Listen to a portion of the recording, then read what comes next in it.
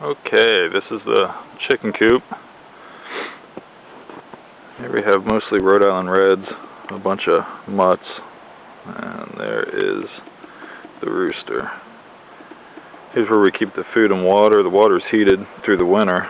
It's kept at about 50 degrees or so. Then we have a hanging food feeder there, and all this is under a piece of scrap metal to keep the rain from molding up the food. The pen itself is about 30 feet long, about 12 feet wide. Use 6-foot high chicken netting on it, and a lot of the posts are just pine trees I cut down and strung across the top. Some are 4x4s, just whatever I had handy.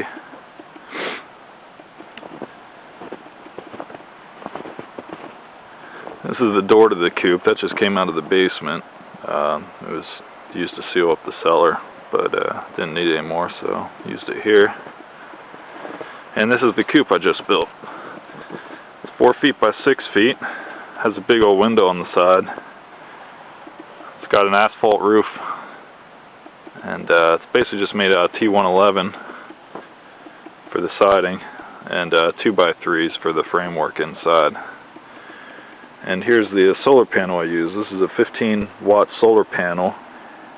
Purchased it for about $40 on eBay, mostly due to it being comprised of broken cells that were broken in half then, and the good halves were soldered onto the solar panel. So it puts out 15 watts, same as, you know, top quality solar panel, so you can't complain about that. Right now I don't have it permanently mounted because we're trying to decide where the sun hits best, and with it winter time and where all these pine trees are is south rather. There's pretty much no direct sunlight at all that hits this place. So you got to figure something out here shortly, but we might involve strapping it up on this oak tree here a little higher the sun hits.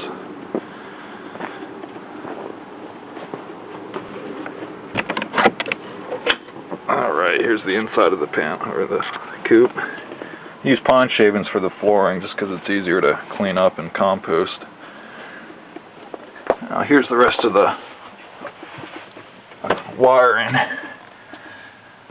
That's a 2.9 amp hour lead acid sealed battery, which is plenty to power this 12 volt 40 watt equivalent LED light. This light actually consumes only about 1.5–2 watts maybe, and it definitely puts out 40 watts equivalent. It gets really bright in here. And this is the charge controller I used.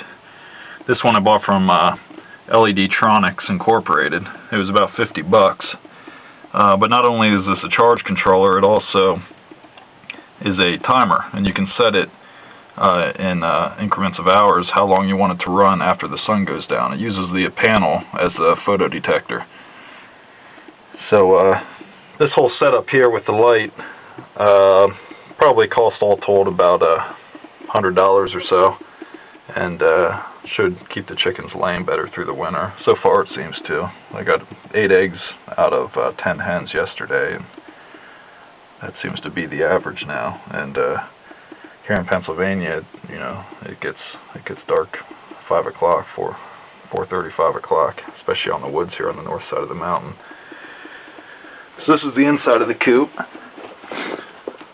I just nailed up a ladder out of 2x3s. I ran through the table saw, split in half, and that's where they roost. There's also a post up there where and that's the highest one. That's where they prefer to stay. That's where the rooster always stays, and then the lower ones in the pecking order have to stay down here.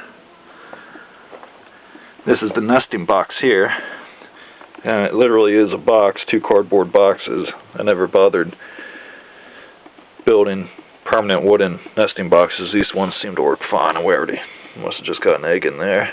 Use a ping pong ball to initiate the laying, but now that they're laying, that's probably no longer necessary. That's pretty much the coop. That's how you do the solar. Works fantastic. I only run it right now for about 1 hour at night because without any direct sunlight it's hard to get much of a charge. But if that was in direct sunlight, I'd have no problem running that clock